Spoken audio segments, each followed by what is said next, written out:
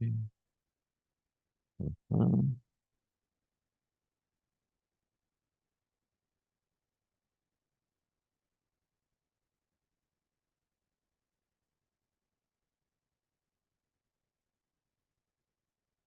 Vamos.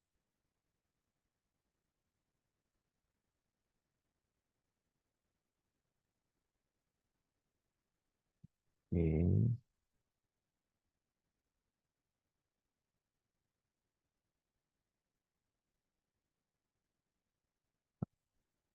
y compartir pantalla.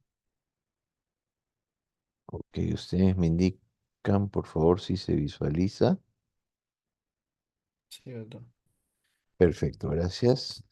Entonces, bueno, el día de hoy estamos tocando temas muy interesantes. Eh, Hemos visto en primer lugar cómo es la reanimación hidroelectrolítica de un paciente quemado, un gran quemado. Luego hemos visto un poquito del manejo de las lesiones en relación a los agentes tópicos y también en relación al dolor asociado. Vamos a entrar a un capítulo importante dentro de las quemaduras que son las lesiones de vía aérea. ¿Ya? No son tan raras y requieren un manejo importante y se deben tomar en cuenta porque son problemas que incrementan la mortalidad en estos pacientes, ¿no? Es un tema muy delicado. Muy bien, entonces vámonos a ver este tema.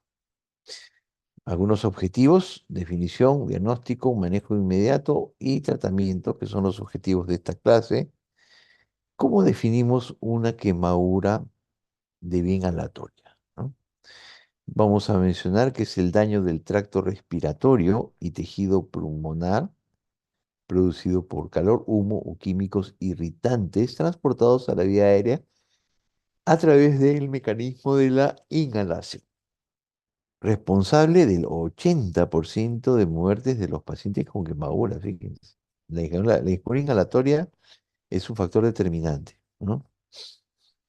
Acá podemos ver un 7,7% de lesiones por inhalación, ¿no? Se producen en la vía aérea superior. En la lesión hay lesiones subglóticas, la mayor parte es en la vía aérea alta y también hay efectos tóxicos sistémicos asociados. Este es del Advanced Burn Life Support Course. Se produce una historia del evento. Hay inconsciencia. Por lo general, estos pacientes se asocia mucho a la inconsciencia porque permanecen, ¿no? Afectados y están respirando ese humo caliente que está afectando la vía aérea. La aspiración de químicos o el hecho de que se produzcan quemaduras en ambientes cerrados también, ¿no? Hallazgos físicos, comúnmente el llamado esputo carbonáceo, que es algo, un esputo oscuro, negro.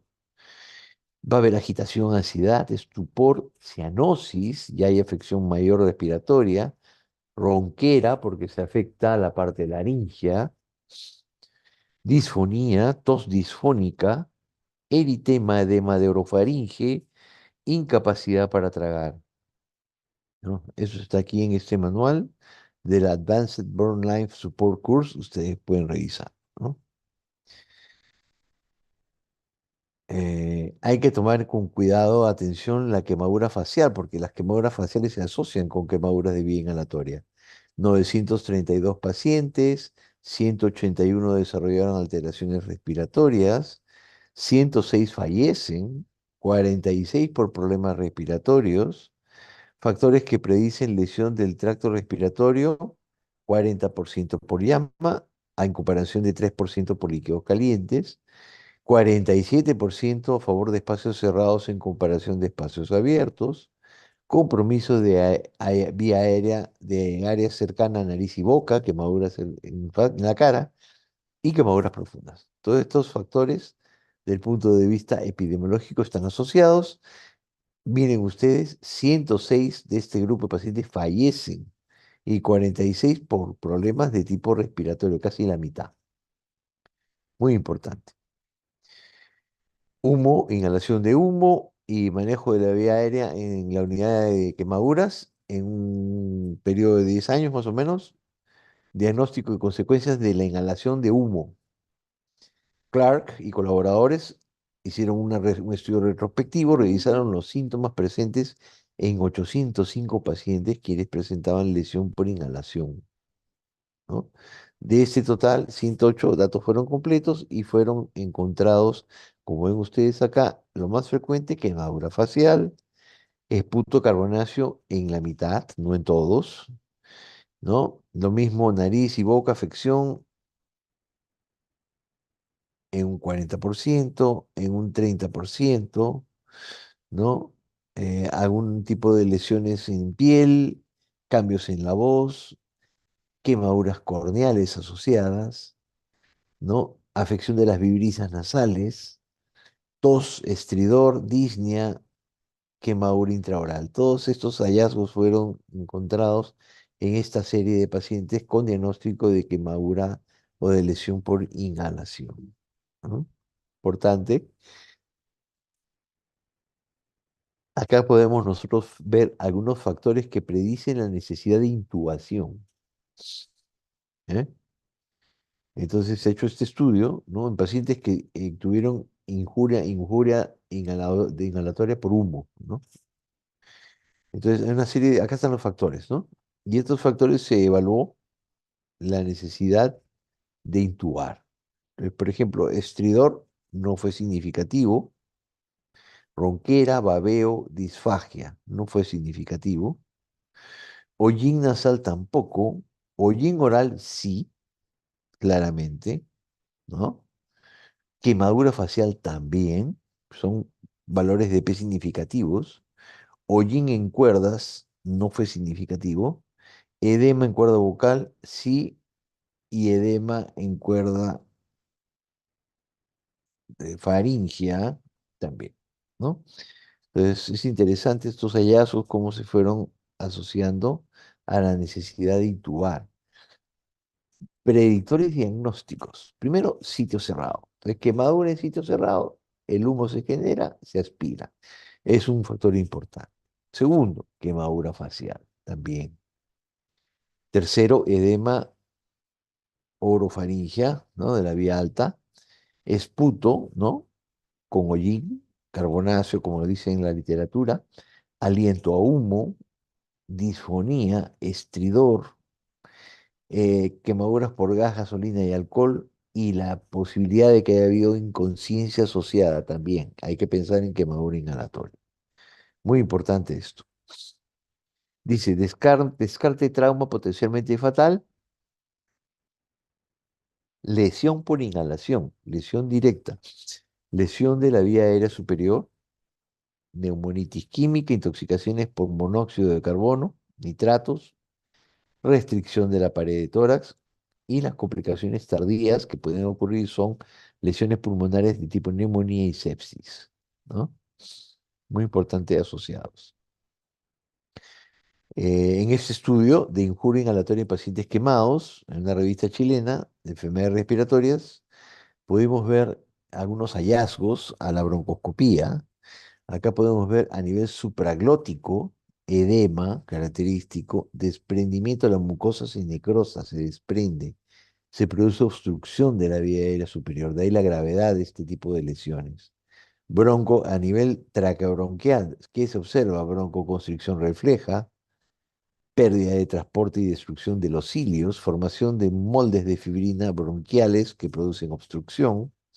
En el estudio de parénquima pulmonar hay aumento de interleuquinas, algunos mediadores, ¿no? Que producen vasodilatación y producción de peroxinitritos, activación de neutrófilos con daño celular por estrés oxidativo, producción de poli-ADP ribosa polimerasa como consecuencia del daño del DNA o del ADN. Esto va a perpetuar la activación de los neutrófilos y de la expresión de los nitratos, ¿no? Formación de tapones de fibrina, detritos celulares con cortocircuitos, ¿no? Que esto produce una alteración, una disminución de la relación ventilación-perfusión y eventualmente sobre distensión de los alvéolos sanos. Todo esto podemos encontrar en quemadura inhalatoria. Una radiografía de tórax basal, que es un procedimiento accesible, puede presentarse hasta en el 50% de los casos normal. Fíjense, según estas dos referencias, dice Hanston, complicaciones tempranas y valor de la clínica inicial y de las observaciones paraclínicas en víctimas de inhalación de humo sin quemadura. Interesante.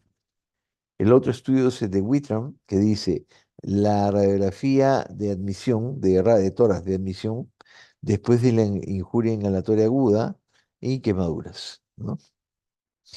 Entonces he encontrado que puede ser hasta el 50%, o sea, no se descarta, ¿no? Además, la presencia de anormalidades radiográficas al ingreso se asoció con injuria severa y peor diagnóstico, ¿no? Interesante. Eso ya es en el estudio de Mazanés. Observen característicamente, acá pueden ver ustedes cómo se ve, ¿no?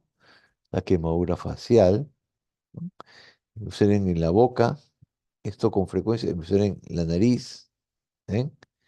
Típicamente, esto característicamente, ya de por sí podemos sospechar como una alta probabilidad de que haya una injuria inhalatoria asociada. Muy importante, ¿no? Miren ustedes, ya esto es en las necropsias, ¿ah? Miren cómo se forman los tapones de fibrina, mírenme. Entonces prácticamente se produce una obstrucción de la vía aérea, se produce asfixia. Podrían incluso intubar al paciente o podrían incluso hacer una traqueotomía. Y aún así, ustedes, miren ustedes, toda la vía aérea está colapsada, ¿no? Hay lesión de la vía aérea superior, neumonitis, ¿no? Intoxicaciones, sobre todo por monóxido de carbono, y esos son los hallazgos característicos. En los estudios endoscópicos se puede observar la morfología laringea, los cambios que se producen en la laringe en pacientes con injuria inhalatoria. ¿Ven? Este es un estudio interesante. Y miren ustedes, tipo uno, 2 y 3, ¿no? El tipo uno hay malestar leve y un poquito de dolor, se ve congestión, hiperemia, luego de la quemadura, un edema leve y áreas rosadas, ¿no? Y ya cuando hay incomodidad a la ingesta y tos, se puede ver congestión difusa, hemorragias, edema, ampollas de diferente tamaño. El movimiento laríngeo está restringido y en las formas más severas hay asfixia, ronquera, tos severa, cialorrea, taquipnea, estridor. Puede haber dificultad respiratoria al acostarse. La mucosa laríngea pálida o amarilla, blanca con edema, aumento de secreciones, mucosa ennegrecida, pseudomembranas, ampollas, edema rápidamente progresivo, laringe rígida, pérdida de referencias anatómicas, el edema de la glotis que parece un balón, dice, ¿no? ¿Cómo se va afectando? Es parte del diagnóstico. Miren ustedes, acá es una afección bastante grave, ¿no? Una, con lesión directa de la laringe. Esto tiene una alta mortalidad en el paciente, ¿ven? Todo acá la epiglotis, prácticamente todo está afectado. Acá podemos ver un edema, miren, un edema bien marcado de la vía aérea. Prácticamente acá casi es imposible intubar. Acá el paciente hay que hacer una traqueotomía, pero son condiciones graves, ¿no? Apertura manual de la vía aérea, cánula orofaringia, cánula de tipo nasofaringia también, mascarilla laringe, es un tipo de mascarilla que se coloca como a manera de un tubo, conbitubo, tuboquín, mascarilla facial, todos estos son mecanismos o dispositivos que ayudan. Ven, acá podemos ver el mecanismo del tubo, ¿no? Ventilatorio, acá está la tráquea, el esófago, la lengua, la vía aérea, la faringe aquí, ¿no? Esto es lo que se ayuda a mejorar o en algunos casos, ven, estos son dispositivos más complejos que lo que hacen es permitir hacer que el edema de la parte superior no afecte la vía aérea y que se garantice el paso de aire directamente, ¿no? Esto de acá ya es hacia la parte digestiva para prevenir la posibilidad de aspiración también, ¿no? Esta es la llamada máscara laríngea, la máscara del doctor Brain, que así le llaman.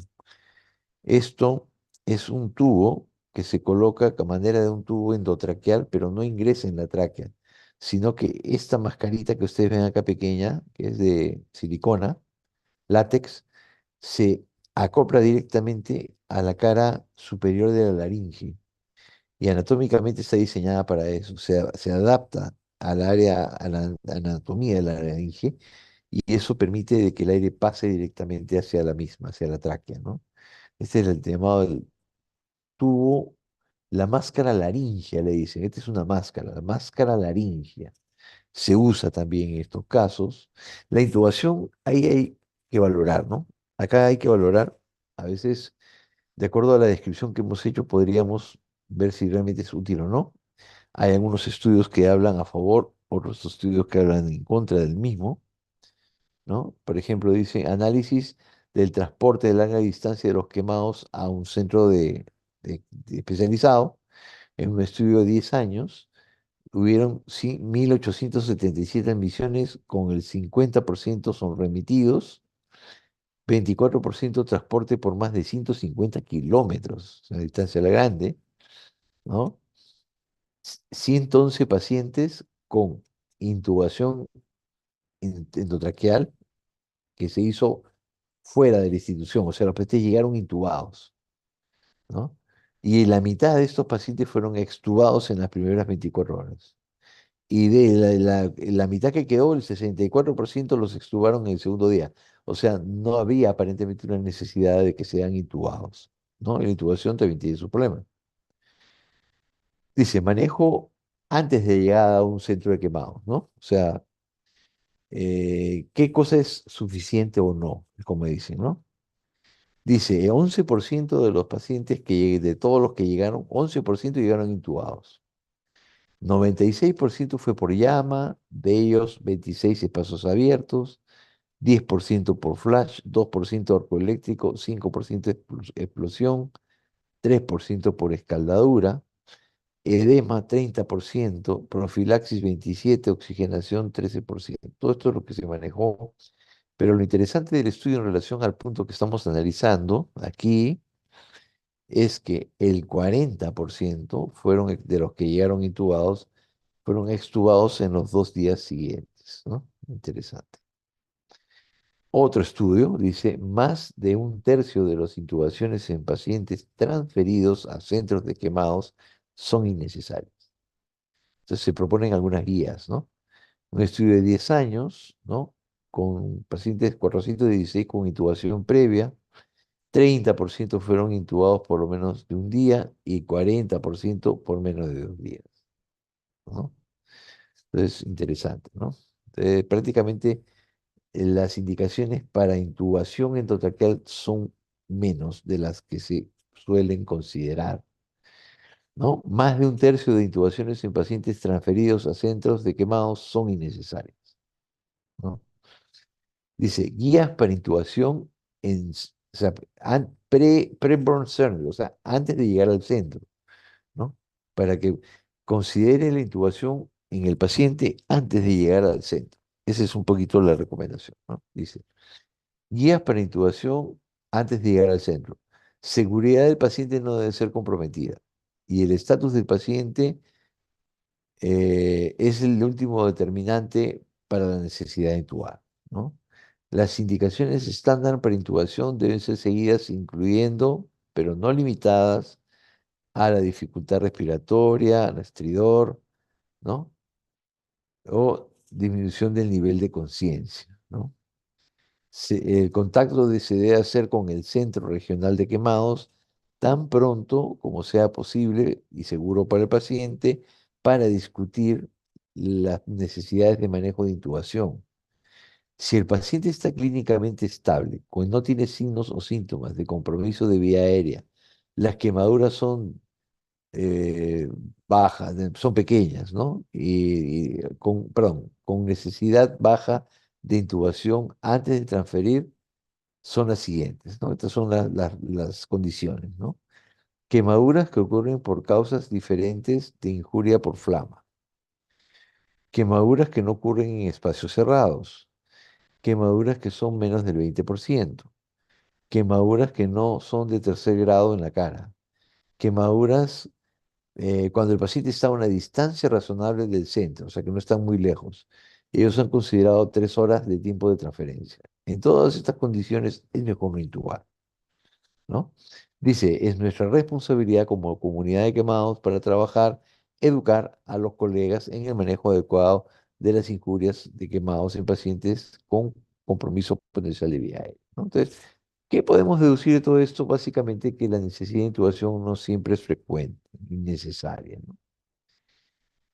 Dice, contaminación microbiana en pacientes que tuvieron intubación urgente como parte de su tratamiento temprano. Un estudio retrospectivo, 2 años, en las primeras 24 horas de ingreso, 57 pacientes, de ellos casi la mitad, 43%, presentaron crecimiento bacteriano a estas bacterias habiendo recibido intubación temprana. Entonces sugieren que la intubación endotraqueal puede, más allá de ayudar o no, que aparentemente no lo es tanto, puede además provocar, hacer más daño al favorecer la infección. ¿Qué más podemos decir? Manejo agudo de la vía aérea en quemaduras faciales y inhalación de humo, dice, ¿no? Aun cuando la mayoría de pacientes con inhalación, de síndrome de inhalación de humo, ¿no? Tienen estridor, tos y algunos síntomas asociados, ¿no? Eh, el acceso a la vía aérea no es requerido. Las indicaciones exactas para la intubación temprana en pacientes con quemadura facial son más difíciles de definir. Esperar para estridor debido a un edema de vía aérea no es seguro. Por otro lado, intubar cada paciente con quemadura facial o afección de los vibrisas nasales o de la lengua o del paladar podría resultar en una intubación innecesaria en la mayoría de los pacientes. Este es un artículo antiguo, ¿no? Publicado por Bartlett y habla un poco de las recomendaciones que van de la mano con lo que ya se ha considerado anteriormente. Entonces, debemos tener en cuenta además que es una vía aérea difícil, ¿no? Y que por lo general son vías aéreas de alto riesgo de no intubación y no ventilación. Además, ¿no? Acá podemos ver, ya lo habíamos visto, lesiones por inhalación, lesión de la vía aérea superior. Observen ustedes aquí, ¿no? Estos tapones, cómo se forman. Esta es una vía aérea normal. Acá se ve broncoconstricción y se ve el tapón mucoso que ustedes ven aquí, acá el corte histológico. Tratamiento de la injuria inhalatoria. Podemos ir viendo aquí, podemos ver restricción hídrica, posición sentada permanente, ¿no? Es bueno dar broncodilatadores cada 2 a 4 horas durante las primeras 24 horas, la budesonida, la adrenalina racémica o la dexametasona ayudan y la reevaluación de forma seriada. El oxígeno humidificado a 40 grados también. La acetilcisteína nebulizada, esto se usa como mucolítico. Recuerden, vean los tapones mucosos, es importante usarlo de forma concomitante. El albuterol, que es un broncodilatador nebulizado también. Ya habíamos hablado de esto, ¿no? Dice, la presencia de anomalías radiográficas al ingreso se asoció con injuria severa y peor pronóstico, pero podría no haber. De haberlo, sí tiene una relevancia. En resumen, ¿qué podríamos nosotros mencionar o hablar en relación a este punto? Es que vamos a ver edema, en presencia de edema, sí hay la necesidad de intubar. En la presencia de moco asociado, el uso de acetilcisteína, de coágulos asociados a la heparina y el uso de broncodilatadores, ¿no? Debido a la presencia de broncoconstricción, son parte del manejo inicial, ¿no? Acá podemos ver algunas características. A veces hay un tal grado de edema de la vía aérea superior que la traqueotomía está indicada. para lo cual podríamos recordar un poquito la anatomía de la zona. Acá tenemos una foto, obviamente en varones esto es mucho más visible. En mujeres es difícil a veces, a la palpación hay que tratar de identificar, pero podemos ir viendo los puntos clave, ¿no? Ven este reborde, corresponde al cartílago tiroides, ¿no? Como lo ven acá, lo que le llaman la manzana de Adán, ¿no?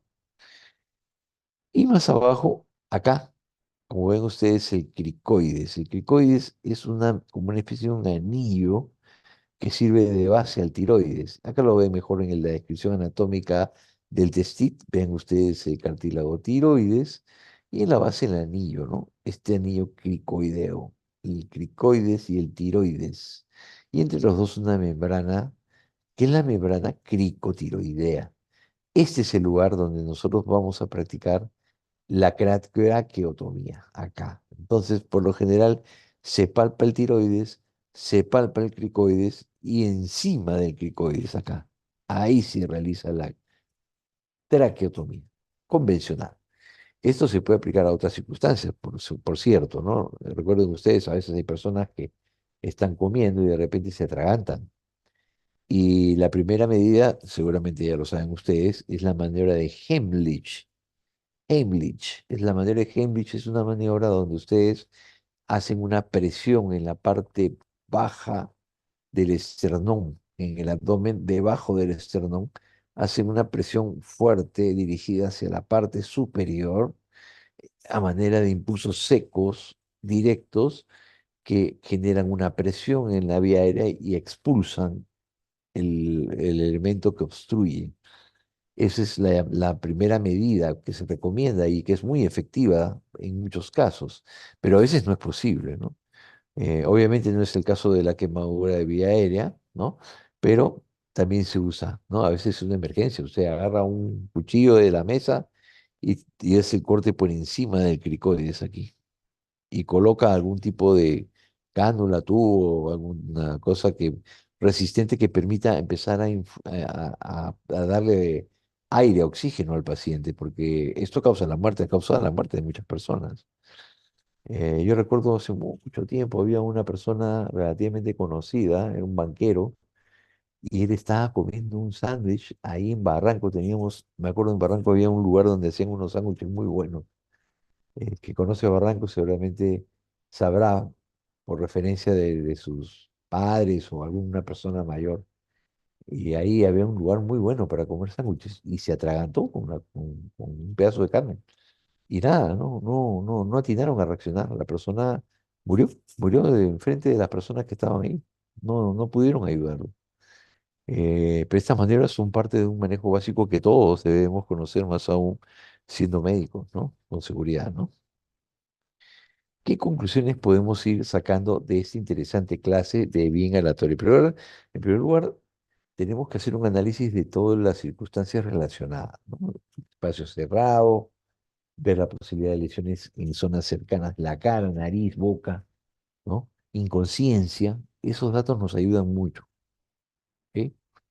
Entonces, saber que es grave, que requiere un manejo específico, que sí tiene que hacer de forma oportuna. ¿Ok? De repente estamos concentrados en reanimar hidroelectrolíticamente, pero tenemos una quemadura inhalatoria que lo va a matar al paciente, ¿no? Entonces, pero hay consideraciones que tener, ¿no? Por ejemplo, no toda quemadura facial es una quemadura de vía aérea superior, ¿ok? No toda inhalación es una quemadura de vía aérea superior. Aún con una quemadura de vía aérea superior, no siempre se requiere de una intubación endotraqueal. Otra importante, porque como dice un principio en medicina, primero no hacer daño. Entonces no podemos nosotros pretender ayudar haciendo una intubación cuando en realidad lo que va a hacer es provocarle más daño al paciente, ¿no? Hay que seguir las recomendaciones que hemos dado en esta clase, hay que tener una evaluación objetiva y de riesgo, y siempre paralelamente las medidas básicas, manejo hidroelectrolítico, ¿no? La sedación y estas cosas que están recomendadas en pacientes con estas características. ¿Qué decía William Osler? ¿Eh? William Osler decía, la medicina es la ciencia de la incertidumbre y el arte de la probabilidad. Así es. En realidad, hay una combinación de ciencia y arte y se requiere, por eso la experiencia ayuda mucho, ¿no?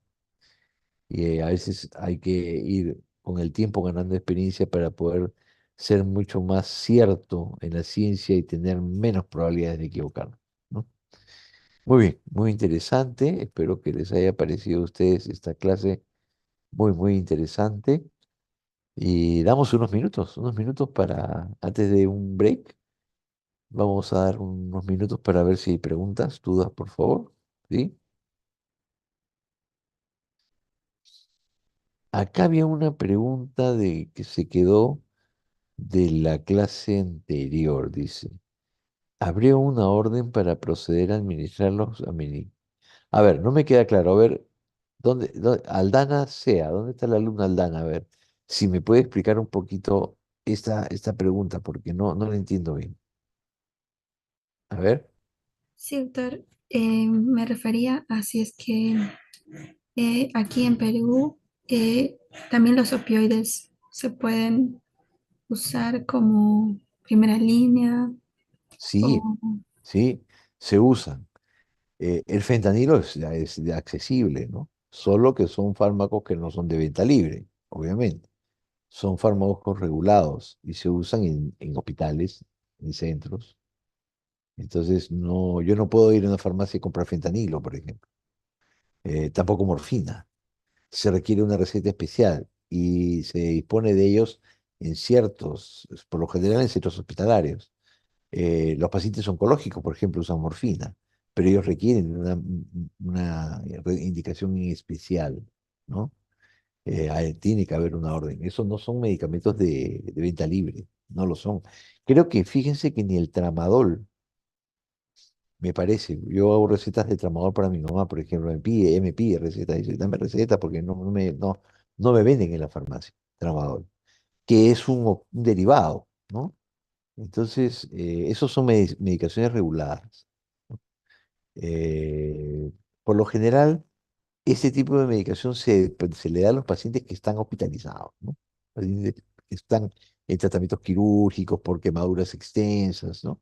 Por lo general, no son de manejo libre, pero nosotros vamos a manejar básicamente los antiinflamatorios, el paracetamol, ¿no? Para los dolores crónicos o para algún tipo de quemadura, perdón, de primer grado o segundo grado, ¿no? Pero quemaduras extensas de tercer grado, grandes quemados, eso ya es manejo de las unidades de quemados, ¿no? Por lo general, ¿no? Muy bien, Gracias, doctor. gracias a usted. ¿Alguna pregunta en relación al tema de vía inhalatoria? ¿Tenemos? A ver,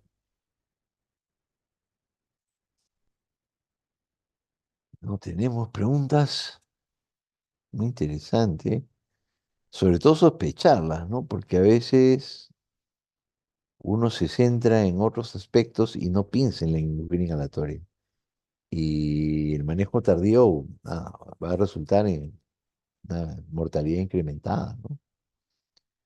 Entonces, ahí hay que poner un poquito de atención, ¿no?